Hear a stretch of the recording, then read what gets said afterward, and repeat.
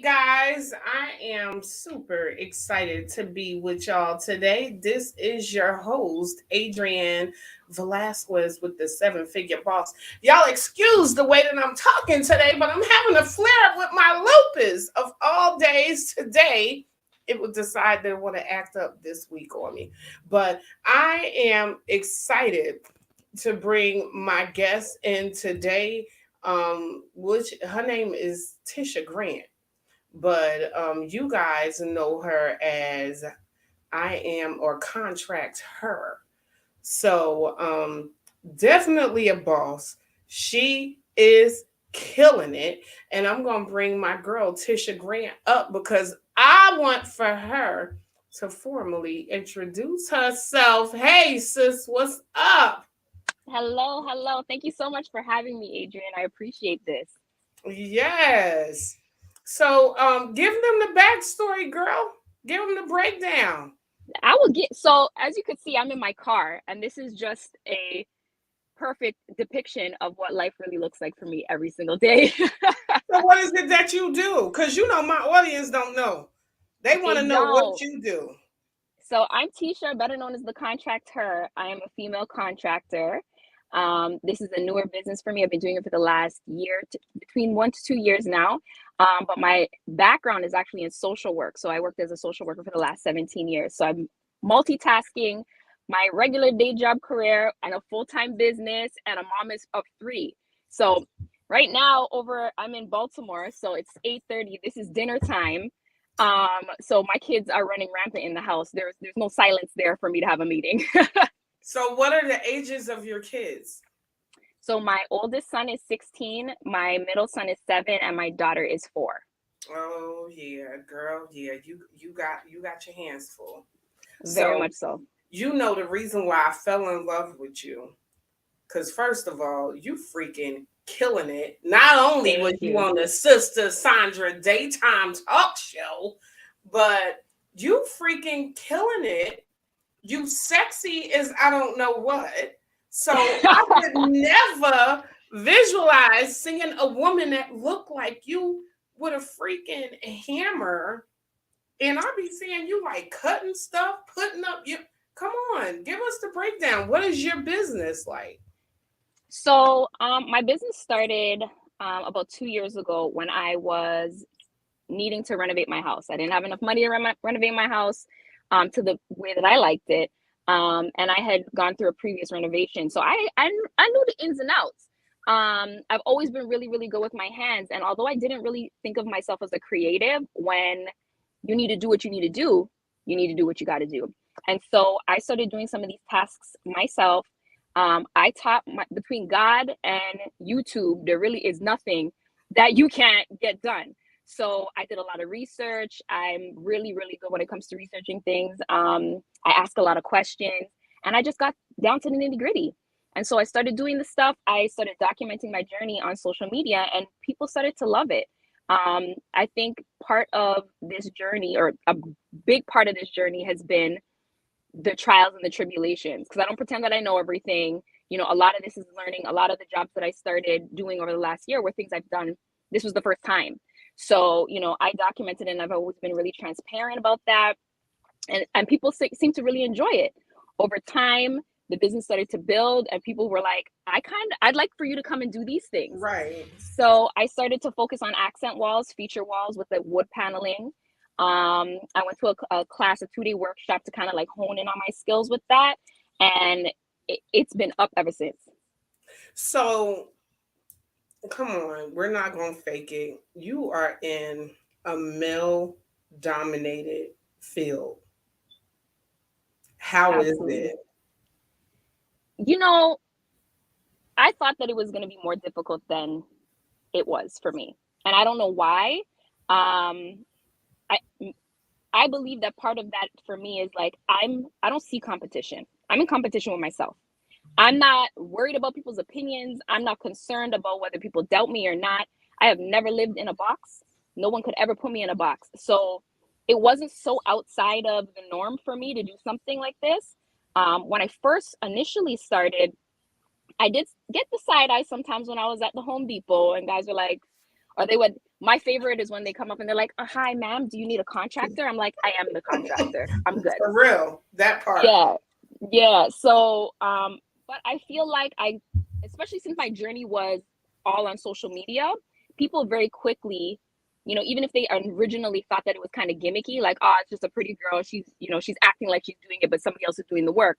Once they started to look at my stuff online, they were like, oh, she does know what she's doing. Right. So I think I was able to overcome some of that, that difficulty pretty quickly. And I think that I've just continued to push despite anything else. I was drawn to your story because most people will allow for their past to define their future. It'll paralyze them, stop them dead in their tracks. So, what was the biggest thing that you think caused for you to just say, you know what, I'm going to go out there and I'm going to do it? Well, the most significant thing for me really was definitely my divorce. I got divorced 2 years ago. And I don't want to tell too much of my story because I'm going to be talking Girl, about you're this going to be telling it on the stage, so you can't give them all the tea. I can't tell them all the tea. But getting a divorce definitely was a significant factor. It pushed me to limits that I didn't know I was capable of getting to, and really having to focus on rebuilding myself and what did I want that to look like, and having this idea in the back of my head, like, no one's going to tell me what that looks like. I'm going to figure out what that is on my own, and I'm going to create that lane for myself if that's what's necessary. And that was it. So was this something that was instilled in you as a young girl? Or was this something that you found yourself that you developed over time? In terms of the skills or in terms of the mindset? The mindset. So the mindset was definitely something that was instilled in me at a young age. I was very fortunate to be blessed with some really good people around me throughout different ages and stages of my life. My mom and my grandmother being top of that list, and always saying to me, you can really do anything you put your mind to. And my mom, I was very aware from my mom that I was a good looking girl. She always said I was beautiful and you're so pretty and whatever, but she never ever let that get to my head. And she made it very clear that I needed to have something between the ears, is what she would call. Mm-hmm. And, she's like, your pretty face will get you in the room, but you need to know what you're talking about to stay there. And I kept that with me through my entire life. Amen. So what are some of the things that you tell your daughter?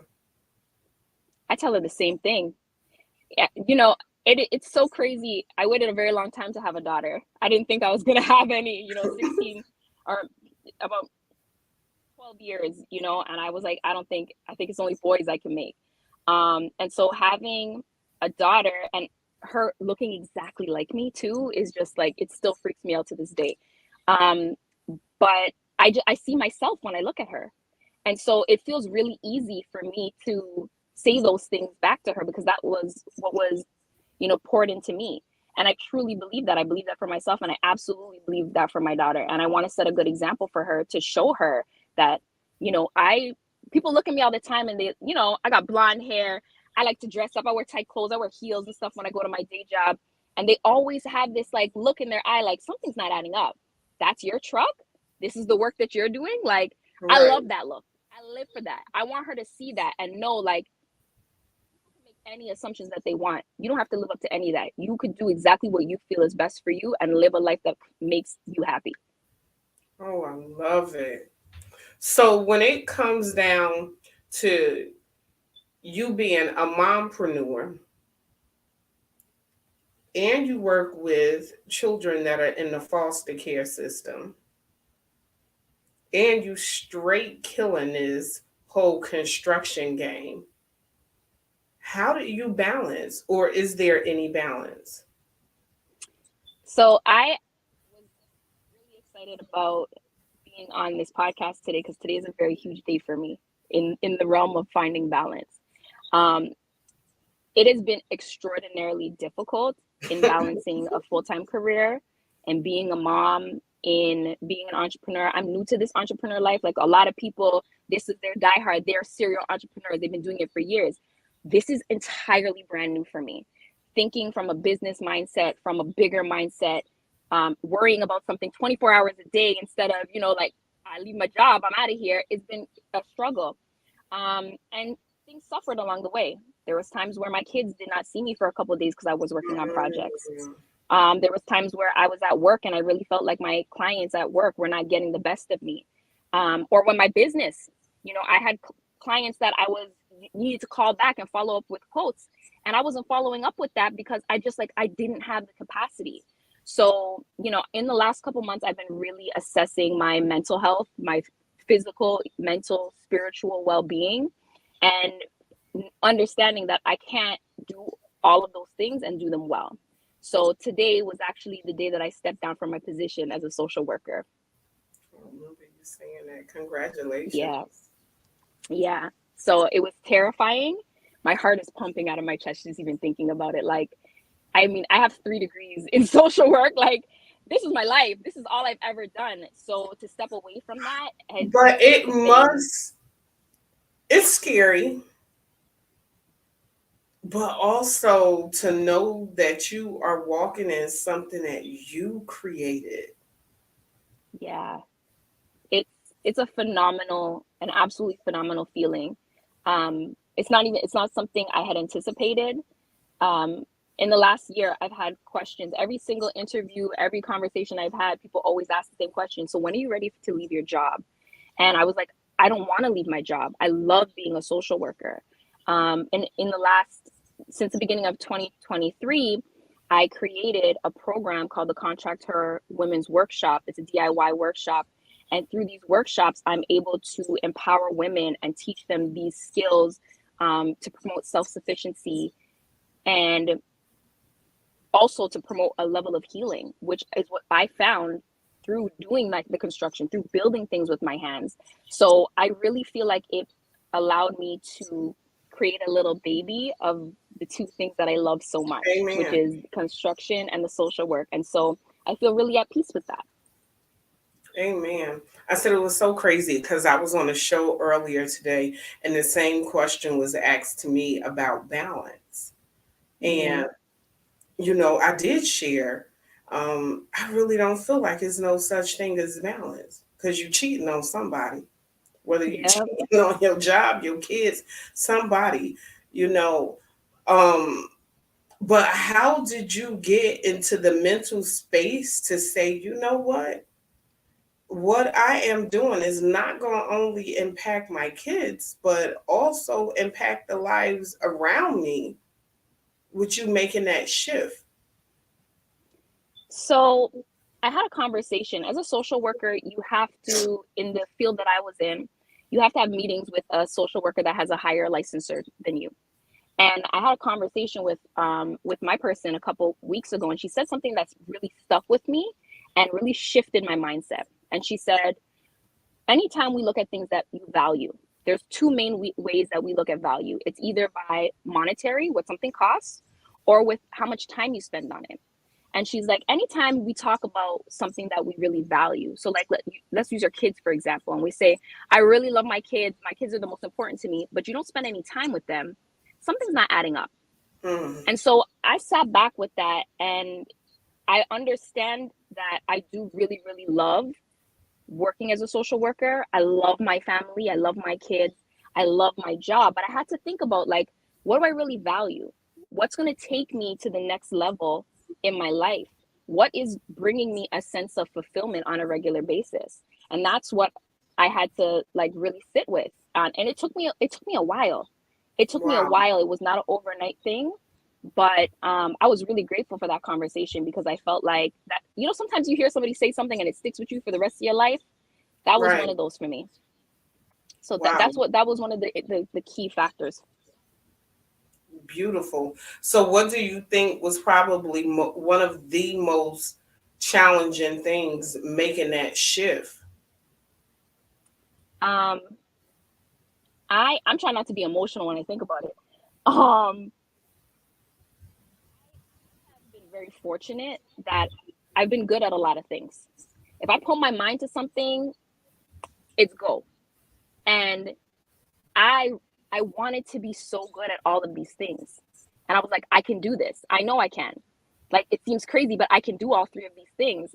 And really realizing that I'm not taking an L by stepping back from something. Like, there is strength in identifying that you're vulnerable, that this might be, a weakness for you. There's strength in that. And so reflecting on that and realizing, the most important thing really for me is my kids. And if I feel like I'm juggling a couple of these different things and it's taking away from my patience with my kids, my time with my kids, then something's not adding up and I need to make a change. So, what was your most rewarding?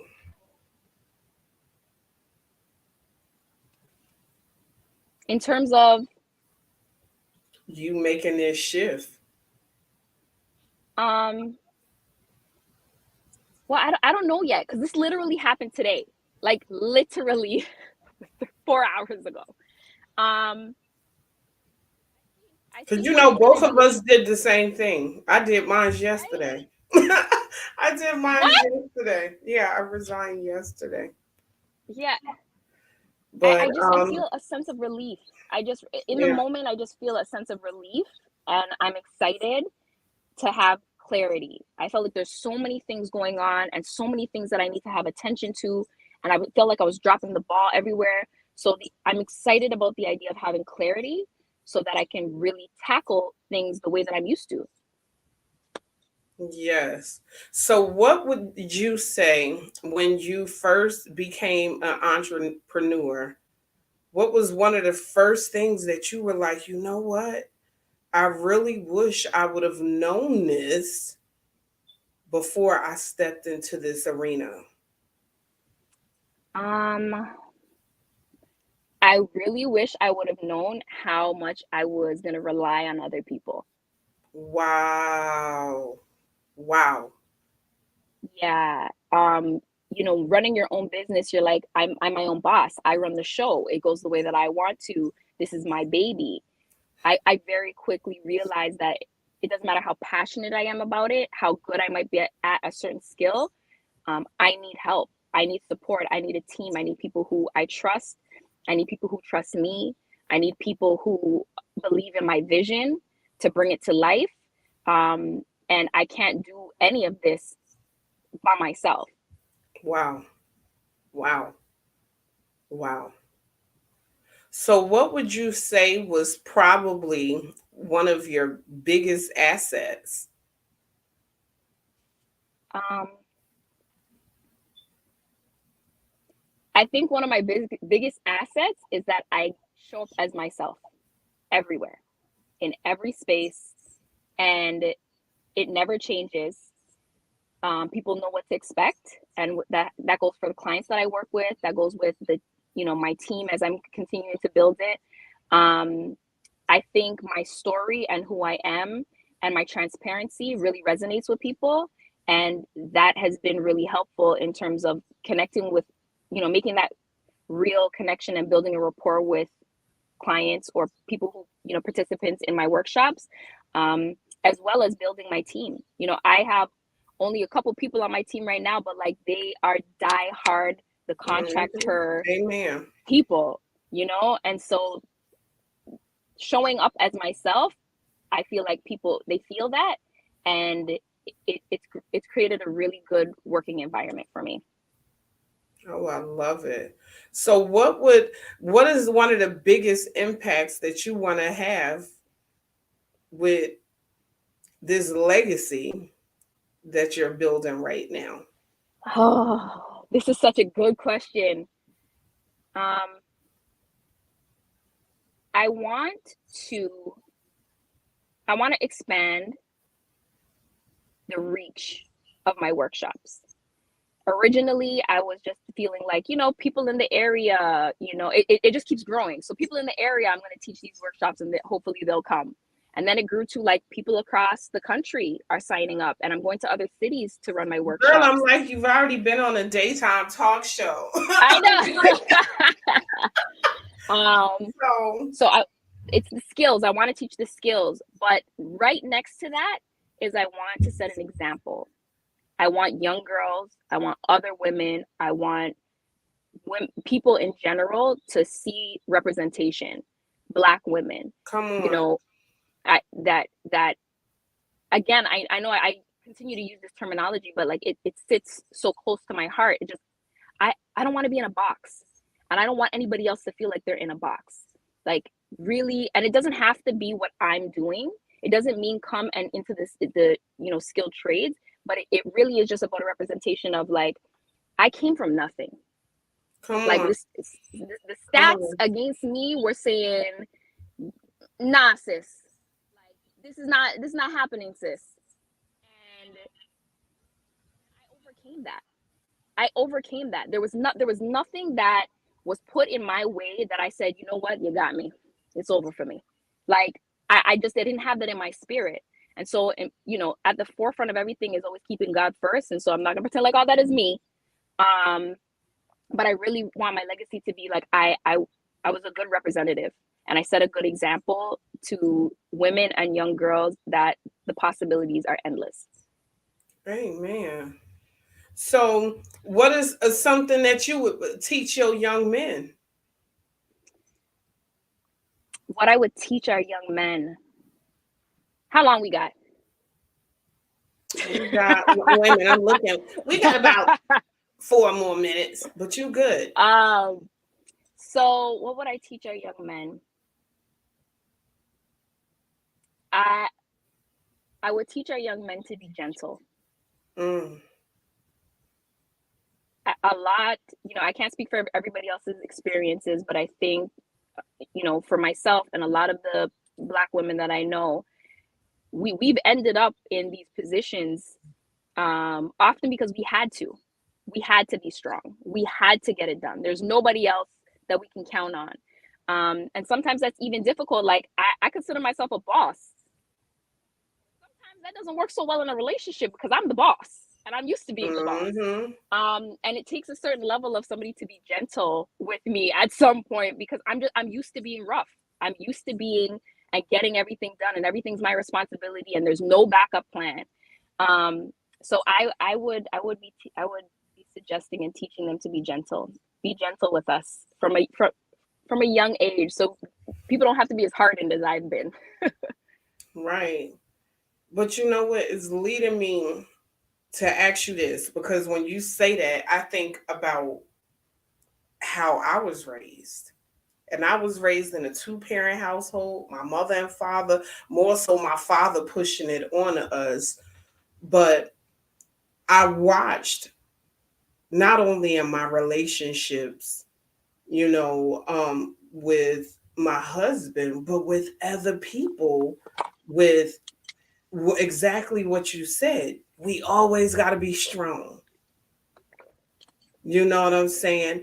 Um, it's like, how do you know how to balance? I know with me, I had to learn that my husband was the head. I'm like, no, I'm the head. You know what I'm saying? But it also put me in a space where I had to learn how to be vulnerable. And that part I did not like. I ain't gonna lie to you.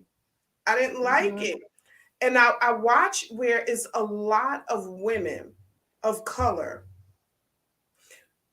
We're so strong. And not that we always want to be. I agree. So it's like, how do you deal with that, especially when we're raising our daughters? Because I'm doing it to mine. I've always told my daughter, God bless the child that has his own. Mm-hmm. There's amazing single mothers out here. You can do it. But I'm like, I really don't know if I really should be speaking that to her. That is such a good point. I don't know the answer. I don't know the answer. I think that we're all just gonna be figuring it out together because I want to instill independence in my daughter. I want her to feel strong. But it's really important for her to also know that vulnerability is also important. Yeah. And that, but you just don't know how life is going to go. That's the difficulty. You just have no idea how life is going to go. And it, for you to be vulnerable, there has to be a safe space created. And so that's really Okay. where that starts, and I think maybe the focus really needs to be on maybe teaching our daughters about their ability to assess situations and know how to show up in these different situations. And when you have this safe space, how to facilitate and how to foster that, Hmm. and be able to turn, some of um, these other characteristics down. Not that they're bad, not that you shouldn't have them, but to know where you need them and where you don't. But it's like what Paula just said.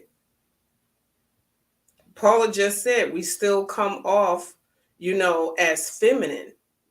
Mm-hmm.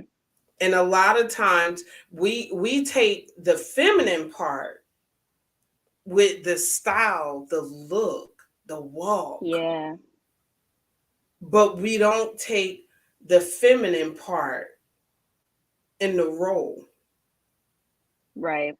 You get what I'm saying? It's a That's why I said it's like, girl, we got to get back on yeah. you another day, I'm because telling you, this is a whole other line of discussion. It is a difficult balance.